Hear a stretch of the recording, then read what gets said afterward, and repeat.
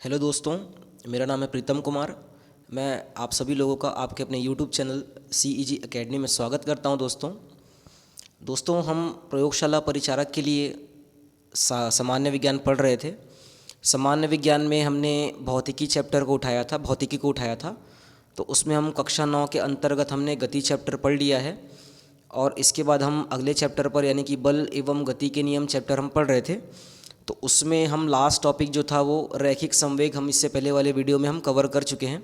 दोस्तों अब इससे आगे हम पढ़ना स्टार्ट करते हैं।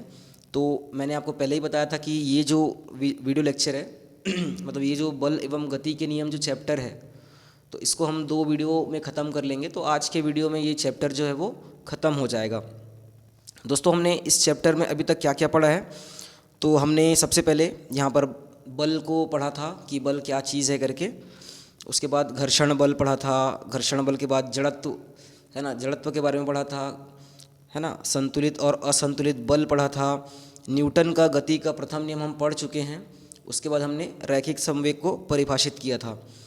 दोस्तों उसके बाद हम आज के टॉपिक पर आते हैं, न्यूटन की गति का द्वितीय नियम। हमने न्यूटन की गति का प्रथम नियम पढ़ चुका है, अब द्वितीय नियम पर हम आते हैं। तो दोस्तों द्वितीय नियम क्या बोलता है? किसी वस्तु के संवेग में परिवर्तन की दर लगाए गए असंतुलित बल के समानुपाती होती है। किसी वस्तु के संवेग में परिवर्तन की दर, ठीक है।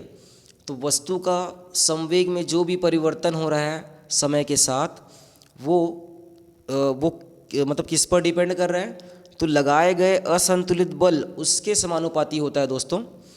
तो उसके नीचे देखो, परिभाषा के नीचे स्क्रीन पर आपके जो न्यूटन गति का द्वितीय नियम है उसको मैथमेटिकली उसको लिखा गया, मतलब शो किया गया है कि मान के चलो कोई वस्तु है जो t1 समय पर उसका संवेग p1 है, ठीक है। t1 समय, कोई भी t1 समय है उस पर उसका संवेग क्या है? p1 है। और कुछ समय के पश्चात t2 समय जब आता है तो उसका जो संवेग होता है वो कितना हो जाएगा? p2 हो जाएगा, ठीक है। तो उस वस्तु पर कितना बल आरोपित हो रहा है, मतलब कितना बल उस पर आरोपित होगा? तो जो बल होगा दोस्तों वो समानुपाती होगा P2 माइनस P1, यानी कि संवेग में परिवर्तन की दर। P2 माइनस P1 क्या है? P1 उसका पहला संवेग था, मतलब प्रारंभिक संवेग था। P2 उसका अंतिम संवेग है। तो यहाँ पर संवेग में परिवर्तन हो रहा है जो P2 माइनस P1, और समय कितना लग रहा है दोस्तों? तो T2 माइनस T1। तो संवेग में परिवर्तन की दर क्या हो जाएगी? P2 minus P1 upon T2 minus T1, ठीक है। P2 minus P1 upon T2 minus T1, ये क्या हो जाएगा? संवेग में परिवर्तन की दर। तो किसी वस्तु के संवेग में परिवर्तन की दर लगाए गए असंतुलित बल यानी कि F उसके क्या हो जाएगा? समानुपाती हो जाएगा। दोस्तों जो अल्फा जैसे दिख रहा है वो समानुपाती का चिन्ह है। तो F समानुपाती P2 minus P1 upon T2 minus T1। P2 क्या है? अंतिम संवेग है। P1 क्या है? प्रारंभिक संवेग है। P2 माइनस P1 क्या है? तो संवेग में परिवर्तन है। और T2 माइनस T1 क्या है? तो समय, जितने समय में ये संवेग में परिवर्तन हो रहा है वो। तो P2 minus P1 upon T2 minus T1 ये क्या हो जाएगा? संवेग में परिवर्तन की दर। सिंपल, अगर P2 माइनस P1 की बात करूँ तो वो संवेग में परिवर्तन है, और अगर P2 minus P1 upon T2 minus T1 बोलूँ तो इसका मतलब संवेग में परिवर्तन की दर ये समानुपाती होता है असंतुलित बल के। ये है न्यूटन की गति का द्वितीय नियम। दोस्तों न्यूटन की गति का जो प्रथम नियम है उसमें हम लोग बल की परिभाषा को प्राप्त करते हैं, ठीक है। न्यूटन गति का प्रथम नियम है, उसमें हम लोग बल की परिभाषा को प्राप्त करेंगे, ठीक है। उसके बाद अगर द्वितीय नियम की बात करेंगे तो इसमें हम लोग को बल का व्यंजक मिलता है। पहले नियम से बल की परिभाषा, द्वितीय नियम से क्या हो जाएगा? बल का व्यंजक प्राप्त होगा। तो दोस्तों अब P2 माइनस P1 है, इसको हम लोग डेल्टा P लिख सकते हैं क्या? P2 माइनस P1 को हम लोग क्या डेल्टा P लिख सकते हैं क्या? है ना। तो ये संवेग में परिवर्तन है तो डेल्टा P इसको हम लोग लिख सकते हैं, है ना। और T2 माइनस T1 इसको क्या हम लोग डेल्टा T लिख सकते हैं क्या? मतलब छोटा समय अंतराल, ठीक है। और उसमें छोटा सा जो परिवर्तन, संवेग में परिवर्तन, तो T2 माइनस T1 को हम लोग क्या लिखेंगे? Delta T। तो दोस्तों जो F समानुपाती जो P2 माइनस P1 था उसको हम लोग डेल्टा P लिखेंगे, और नीचे जो आएगा T2 माइनस T1 उसको हम लोग लिखेंगे डेल्टा T। तो ऊपर आ जाएगा संवेग में परिवर्तन डेल्टा P, नीचे आ जाएगा जो छोटा सा समय अंतराल है कौन सा? डेल्टा T, ठीक है। डेल्टा हम लोग दोस्तों फिजिक्स में मतलब भौतिकी में हम लोग इस्तेमाल करते हैं छोटे से परिवर्तन के लिए। तो डेल्टा टी का मतलब छोटा सा समय अंतराल है और डेल्टा पी मतलब उस छोटे से समय अंतराल में जितना संवेग में परिवर्तन हुआ है वो। ठीक है दोस्तों, इसका जो व्यंजक है मैंने आपको बताया कि द्वितीय नियम से बल का व्यंजक आएगा इसमें। तो बल का कौन सा व्यंजक आएगा? F equals to M A आता है दोस्तों। F equals to M A, जो मैंने आपको बल के बारे में जब परिभाषा बताया था उसका व्यंजक वहीं पर बता दिया था मैंने। तो बल का व्यंजक द्वितीय नियम से प्राप्त होता है। ठीक है, उसको पहले ही मैंने आपको समझा दिया था। तो दोस्तों ये F समानुपाती P2 minus P1 upon T2 minus T1 है, वहाँ से डिराइव करोगे उसको तो वो F equals to M A आता है। हमको वो डेरिवेशन नहीं सीखना है दोस्तों, हमको सिर्फ इतना पता होना चाहिए, मतलब हमको जो एग्ज़ाम दे रहे, जिस एग्ज़ाम के लिए तैयारी कर रहे हैं, तो हम डेरिवेशन हमको जानने की ज़रूरत नहीं है। हमको बस इतना पता होना चाहिए कि F बराबर एम ए होता है। M क्या होगा दोस्तों? तो वस्तु का द्रव्यमान होता है। A क्या होगा दोस्तों? तो वस्तु का त्वरण होता है। ठीक है, कोई M द्रव्यमान की वस्तु है, अगर वो A त्वरण से गति कर रही है तो उस पर जो आरोपित बल, मतलब जितना बल लगा है वो क्या होगा? F होता है। ये इसका मतलब होता है F equals to M A का। ठीक है, तो अब अच्छा, delta P upon delta T आया था, ये समानुपाती था F के। तो दोस्तों वहाँ से क्या आता है? मैंने आपको बताया संवेग क्या होता है, रैखिक संवेग, इससे पहले क्लास में परिभाषित किया था। तो एम पी इक्वल्स टू क्या होता है? एम वी होता है। ठीक है, तो डेल्टा पी कितना हो जाएगा दोस्तों? डेल्टा पी वो हो जाएगा एम डेल्टा वी हो जाएगा। ठीक है, एम डेल्टा वी हो जाएगा और M delta V upon delta T हो जाएगा। फिर यहाँ पर delta P upon delta T था, डेल्टा पी को क्या लिखेंगे? वो तो डेल्टा पी मतलब छोटा सा संवेग में परिवर्तन है, तो उसको क्या लिखेंगे? एम, मतलब एम उसका वस्तु का द्रव्यमान हो जाएगा into delta V. Delta V क्या है? तो वेग में परिवर्तन है। P equals to M V था, तो delta P equals to M delta V हो जाएगा। ठीक है, जो डेल्टा वी है वो वेग में परिवर्तन है और जो डेल्टा पी है वो संवेग में परिवर्तन है। तो M delta V upon delta T आएगा। अब दोस्तों डेल्टा वी यानी कि वेग में परिवर्तन और नीचे क्या है? डेल्टा टी समय में परिवर्तन। तो दोस्तों यही तो होता है ना त्वरण।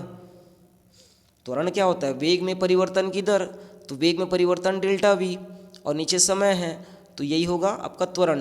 तो वहीं से दोस्तों आता है F बराबर एम ए आता है। ए जो होगा वो क्या होता है? Delta V upon delta T, यानी कि V minus you upon T हमने जो पढ़ा था वो उसी का एक रूप है।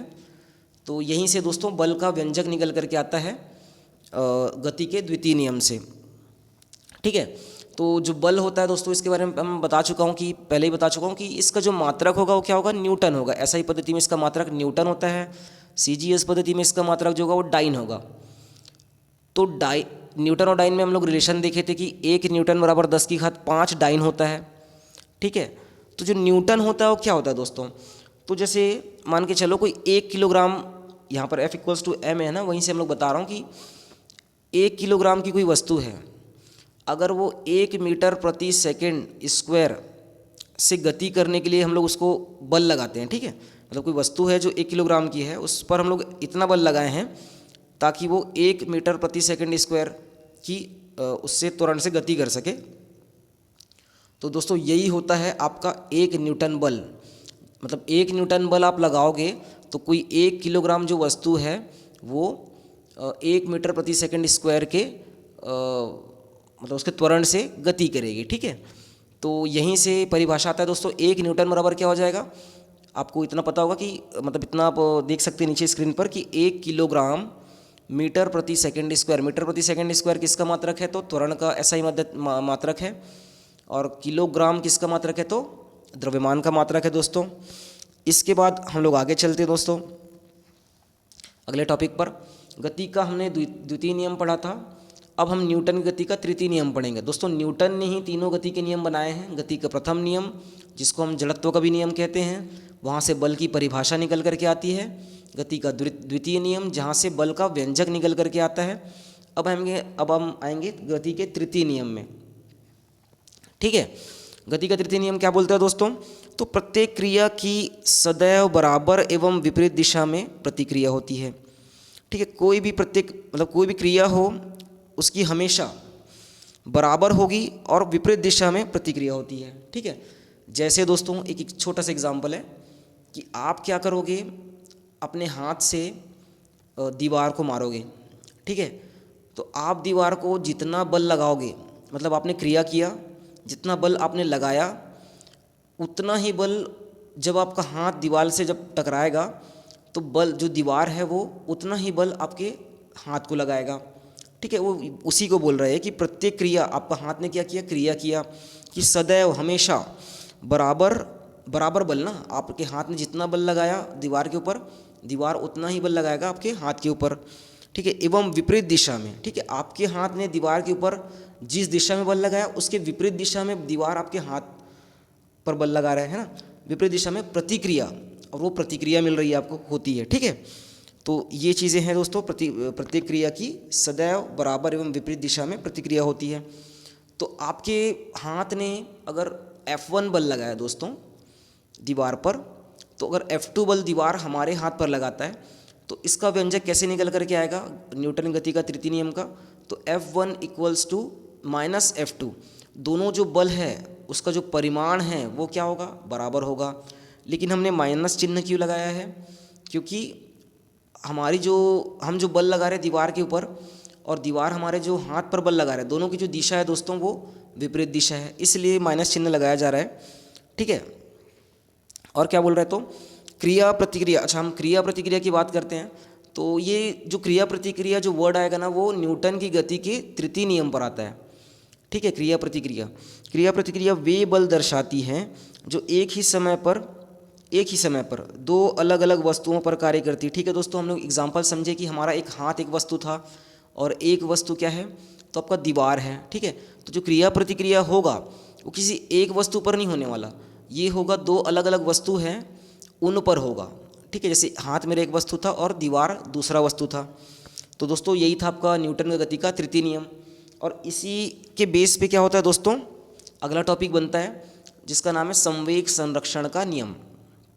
ठीक है, हम लोग इसका जो देखो संवेग संरक्षण का नियम तो हम दोस्तों पढ़ करके जानेंगे कि संवेग संरक्षण मतलब कोई भी जो दो वस्तुएं हैं उस पर अगर जब तक आप कोई बल नहीं लगा रहे हो, बाहर से कुछ बल नहीं लग रहा है, ठीक है, तो उनका जो आपस में संवेग रहेगा, मतलब शुरू में दोनों का अलग अलग संवेग रहेगा, उसको आप जोड़ लोगे और बाद में जो दोनों का संवेग रहेगा उसको आप जोड़ लोगे तो बराबर रहेगा दोस्तों। वो यही बोलता है संवेग परिवर्तन की दर, मतलब संवेग परिवर्तन का नियम यही बोलते हैं, संवेग संरक्षण का नियम यही बोलता है, संवेग संरक्षण का नियम। ठीक है दोस्तों, सॉरी गलती से मैंने परिवर्तन बोल दिया उसको।